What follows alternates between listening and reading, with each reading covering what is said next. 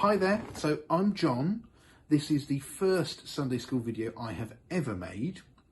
And yes, you're absolutely right, I am filming this in my garage, which might sound like a strange place to record a video, but it's oddly quite relevant to what I'm going to talk about today, which is being on your own and loneliness. And I'm going to talk for a little bit, and then I'm going to show you an arts and crafts project that my daughter Sophie has been working on. And at the end of this video, I'm going to tell you why I'm wearing this hat. So, I bet that your house is like my house. I bet you've been with whoever it is you live with, be it your mum, dad, carers, whoever, and you might have brothers and sisters around as well. And I bet you've all been around each other for weeks. You haven't been able to get away from each other, but you've had to homeschool together, but you've had to exercise together, eat together, and you probably haven't had a moment to yourself at all in weeks. You could be missing your school friends and other family members and so on, and that would be absolutely fine after all this time. I know that I want to get together and meet some of my friends again, but for now, obviously, we can't really do that. Now, there's a short section in the Bible. It's in the Gospel of John, chapter 14, verses 15 to 21, if you want to go and read it. And in those verses of the Bible, Jesus is talking to the disciples. And he's sort of talking to them about loneliness. And he says that if you follow the commandments in the Bible, and if you believe in Jesus, you will never be on your own.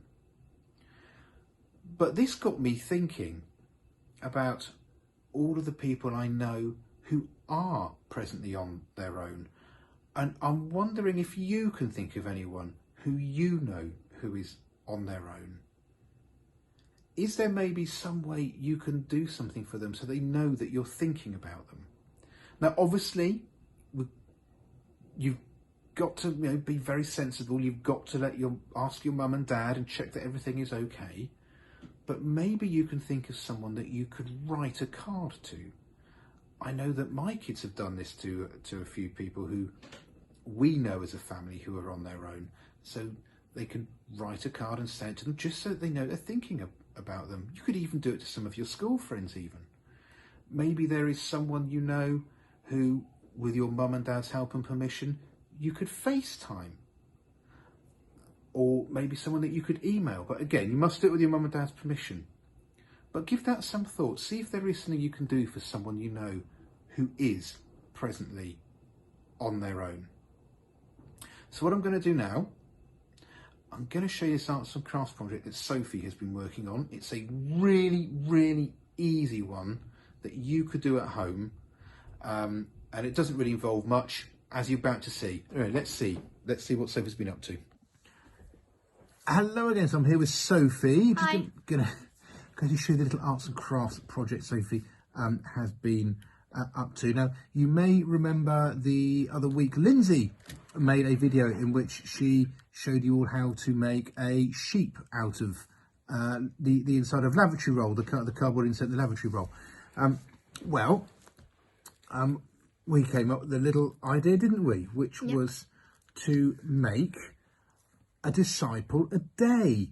And as you can see, Sophie's got very creative. You're going to introduce the disciples? This is Peter with the crazy hair. This is Andrew. This is Matthew. This is Philip. This is James. And this little guy is John. Not too sure why, but John is half the size of the others and he's been squashed flat, hasn't he? Yeah. Well, anyway, in time we're going to get all the disciples together and we're going to display them, not like in an Easter scene, but that kind of thing. We'll get half a cardboard box and cut it in half and we'll get all the disciples in there. We've got a list of the disciples here that we managed to get online. And the interesting thing is that when Sophie's made one of these each day, I've done a quick bit of research online to see what I can find out about the disciple of the day. So I found out all sorts of interesting things about them and the way of life that they led. I haven't done the one today, actually. No, you haven't done one today. You're going to have to do that in a minute, aren't you? It has to be Thomas. And if you do that, you get a little bit more time before you have to tidy up. So that's just an idea for you. If you can get the inside of a loo roll or something similar, you can make yourself a disciple a day, and you can research each one, and you might find out something interesting. So I'm going to leave the video there. Just as I say, guys, do think about what you can maybe do for people who you know are on there at the moment. And I did promise I would tell you about the hat. I'm wearing the hat because with all the barbers shut, no, can't let anybody see it. I gave myself, I gave myself a haircut, and it didn't go very well, and I just don't want anybody to see it. So I'm going to leave it there. Thanks for watching, and until next Sunday.